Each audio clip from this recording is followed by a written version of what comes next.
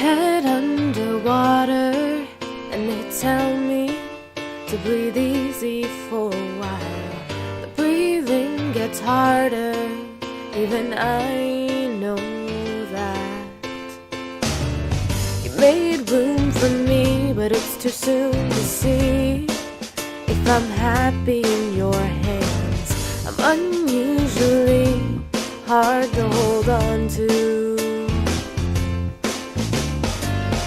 Blank stares at blank pages, no easy way to say this.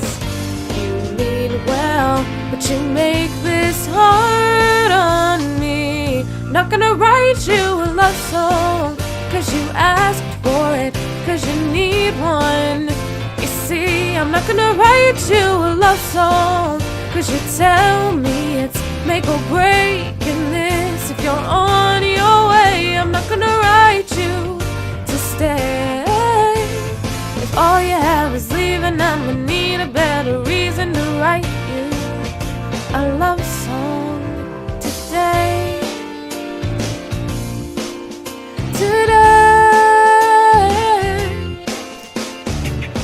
I learned the hard way that they all say things you wanna hear, and my heavy heart seems deep down under you, and your twisted words, your help just hurts. You are not what I thought you were. Say hello to high and dry. Convinced me to please you, made me think that I need this too. I'm trying to let you hear me as I am. Not gonna write you a love song, cause you asked for it, cause you need one. You see, I'm not gonna write you a love song, cause you tell me it's make or break in this. If you're on your way, I'm not gonna write you to stay. If all you have is leaving, I'ma need a better reason to write you a love song today.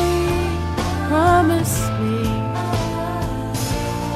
you'll leave the light on to help me see,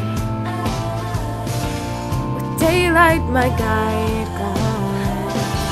'Cause I believe there's a way you can love me, because I say I won't write you a love song, cause you asked for it, cause you need one.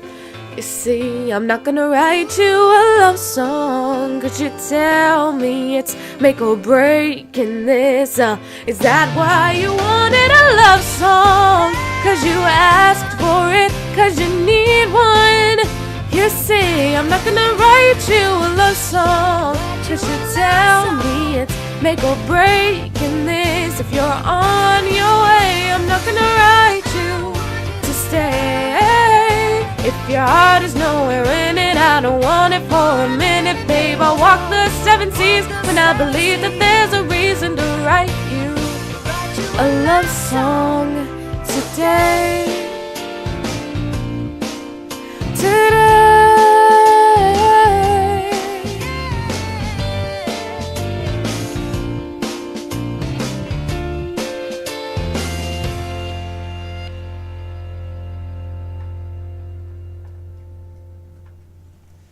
What's up, everyone? Anti-Cupid here. Just kidding. It's Cheyenne.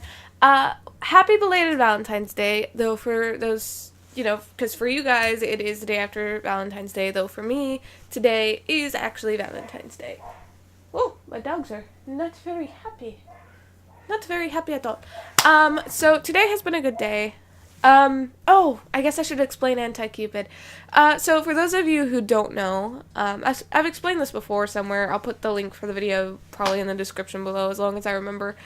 For those of you who don't know, pretty much every year, it's supposed to be like every year that I'm single, but so pretty much every year, I dress up as Anti-Cupid for Valentine's Day. I've been doing this since like 7th grade, 8th grade,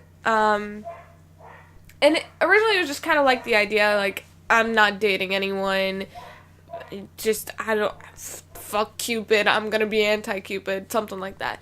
Of course, some of my friends used to joke that it was probably me, like, being like, oh, I'm anti-Cupid, I'll break love apart because love sucks, which it's not, because I'm not that kind of person. Oh my gosh, my dad must be home. That must be, yeah, he's probably home. Like, he's probably just getting home. So my dog's gonna be barking for a few seconds here. Don't mind me, I was also just watching Charmed in the background. I'll be back. Alright, I'm back. Sorry about that.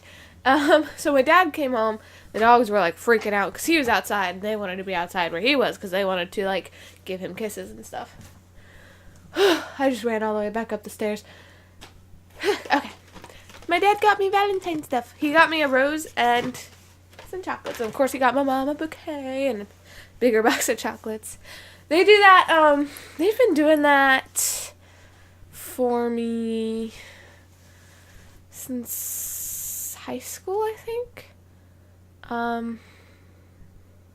Because my dad, because I was jokingly complaining to my dad about how, like, I'd never gotten chocolates and I'd never gotten a rose and stuff. And part of that was my own fault because the first guy that I ever really dated, I broke up with, like, a week or so before Valentine's Day. And I was not trying to be harsh. Like, I wasn't trying to hurt his feelings. I was actually trying to save him money at the time because, like, I was like, okay, it's a few weeks before Valentine's Day. I can either wait till afterwards and do it so, you know, he's not gonna be alone for Valentine's Day, or do it before and he doesn't have to spend money on me. And I was like, I'll do it before so he doesn't have to spend money. I mean, like, either way, he's gonna be upset. Like, that was my idea. That was, like, way back in my freshman year of high school.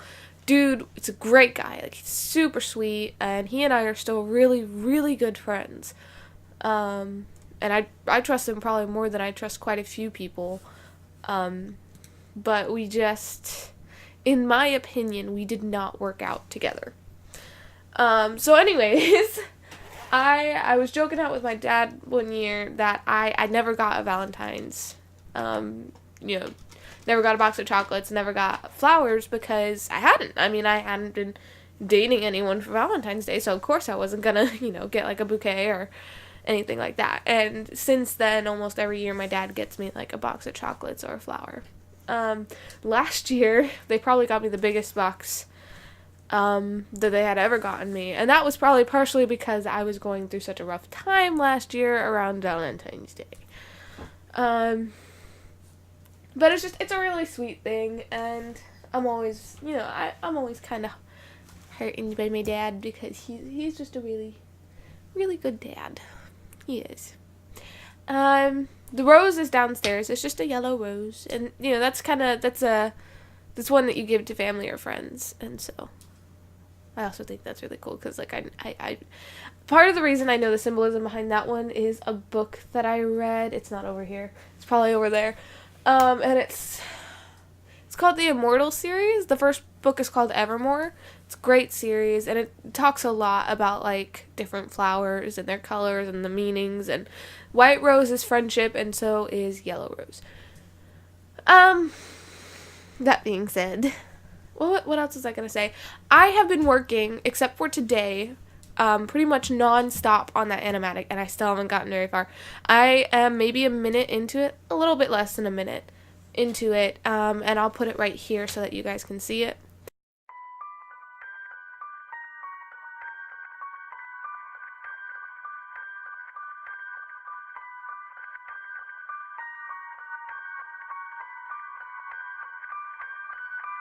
I saved every letter you wrote me. From the moment I saw you, I knew you were mine. You said you were mine. I thought you were mine. Do you know what Angelica said when I told her what you'd done? She said, you have married an Icarus. He has flown too close to the sun. take another step in my direction. I can't be trusted around you. But, so I have been working very hard on it. I'm going to keep working on it. Actually, after this, I'm probably going to take my computer and put it on this and take it over there with my drawing tablet and just lay down in my bed and do it, because it's been killing my back and my neck to be leaning over, drawing on the drawing tablet for hours long. But I have been working on it nonstop. I've only been stopping to eat and to sleep, and there was one night where I didn't stop to sleep, and I paid for it the next day, and last night I didn't stop till like 3 a.m. to sleep. So hopefully this turns out well. Whether it's finished or not, I'll post up a work in progress animatic on next Friday for next Friday's video, so that you guys can just see where I'm at with that. Hopefully by then I'll be out of the redrawing hand drawings up on there, and I'll be to just drawing it on the drawing tablet, and hopefully that'll go a bit faster than redrawing all the hand-drawn drawings on the thing. Today's been a pretty good day. My mom and I went to the store as soon as we woke up. I cut my hand open, and it's not like, oh, I cut my hand open, blood. It's more like I got a splinter in my hand, and it was for a splinter, it was a big splinter. But for some reason I couldn't get it out. My mom ended up having to get it out for me, because she has nails. I don't, because I trimmed my nails down when I started practicing guitar, because it's really hard to press down on the strings if your nails are too long. But I haven't been practicing on that lately, because I've been working on the drawing stuff. I'll probably start practicing on it after I finish the animatic. But so I cut my hand open, and it's just this tiny little cut, and it was bleeding, and I was like, I don't want it to get infected, and it's bleeding. I'll ask for a Band-Aid when we get to the cashier. We got to the cashier was like, oh, the Band-Aids are at customer service. So I went over to customer service, and as most of you know, I have social anxiety. Pretty bad social anxiety. I am awful at going up to counters and calling people by myself. It gives me really, really bad anxiety to do so, but I'm learning because I know I have to do it, because that's part of being an adult. I won't always have people to walk up to stuff with me. And so I went up there, and I didn't specify how big the cut was. I didn't say oh my god, I'm bleeding, but I was like, I just need a Band-Aid. I have a cut on my hand. I thought if I said it like that, just as nonchalantly as I could, they're going to be like, oh, it's nothing serious. It's not like they were like, throw out the alarm, they have a cut. But it was just awkward for me, because I saw her pull out, this big Band-Aid and the antibiotic spray, and I was like, okay, I can do with the antibiotic spray, but I do not need a Band-Aid that big. I didn't say anything, though, because that was where my anxiety came in. It was I didn't want to correct her. I didn't want to be it's really not that bad of a cut. I just don't want it to get infected. I just need, a tiny Band-Aid to cover it, because it's bleeding. I didn't want to correct her, so I was like, fuck it. She's like, turn your hand over, and she sprayed it, and she didn't, react or anything, but I'm like, God, they're gonna think I'm a little bitch, because it's just a tiny little cut, and I was like, I've got a cut, and I let her hand me the huge Band-Aid. I was like, it's nothing bad. It's nothing serious. It's not going to kill me. And she's like, you're so silly. And I walked out, and I'm like, they probably think I'm a little bitch. Because I couldn't correct them. And so for, most of the day, I had this Band-Aid that covered most of my hand. And I switched it out now for the smaller one. But, so it was just this, it was one of those Band-Aids that you put on a big cut, and I was like, I really don't need this, but I'm really too, anxious to correct them, so I'm not gonna, and I just dealt. But, yeah, so that's my day today.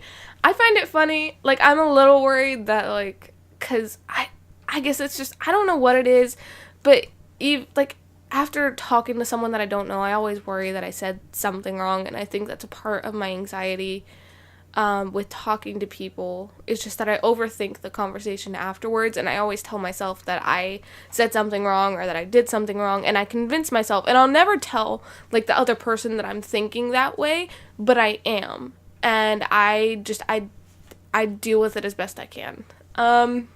If it's something that I'm really worried about, then yeah, I'll go and I'll ask them about it, but 9 times out of 10 I won't tell them about it, and I'll hope it just blows over. So that's pretty much it. this song was Love Song by Sara Barielles. I thought it was a good song to pick for Valentine's Day as an anti-Cupid type. I felt like it was like a perfect fitting song. That being said, I really hope you guys liked it. If you did, please make sure to let me know. And if you didn't, please make sure to let me know and tell me why so that I can get better. I love you guys so much. Stay you. Believe in yourselves because you guys are absolutely amazing. And I mean that. Don't forget that. Don't forget to dance today. Thanks for watching, and I'll see you later.